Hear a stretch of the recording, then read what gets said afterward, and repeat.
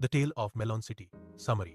यह कविता एक ऐसे राज्य की कहानी बताती है जहां का राजा न्याय को बहुत महत्व देता था। एक दिन जब राजा अपने घोड़े पर बैठकर शहर के दरवाजे से गुजर रहा था तो उसका सिर दरवाजे की मेहराब से टकरा गया। इससे राजा को बहुत गुस्सा आया और उसने आदेश दिया कि इस गलती के लिए किसी को फांसी दी जाए। जांच शुरू हुई तो दोष उस आदमी पर डाला गया जिसने दरवाजा बनाया था। उसने कहा कि गलती मजदूर की है। मजदूर ने कहा कि उसका ध्यान एक नाचने वाली लड़की के कारण भटक गया था। नाचने वाली ने कहा कि वह जल्दी जल्दी इसलिए चल रही थी क्योंकि उसके गहने देर से बने थे, इसलिए दोष सुनार पर डाला गया। इस तरह हर व्यक्ति अपनी गलती किसी दूसरे पर डालता रहा। आखिर में जब फांसी देने का समय आया तो पता चला कि फांसी का फंदा किसी के गले में ठीक से फिट नहीं हो रहा है।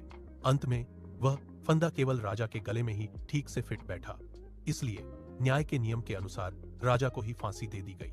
राजा की मृत्यु के बाद प्रजा ने तय किया कि शहर के फाटक से जो भी सबसे पहले अंदर आएगा वही नया राजा बनेगा।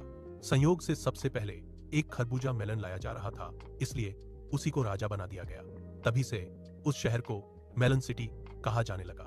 संदेश। यह कविता व्यंग्य के माध्यम से बताती है कि बिना समझदारी के बनाए गए कानून और न्याय व्यवस्था कभी कभी बहुत ही हास्यास्पद परिणाम दे सकती है।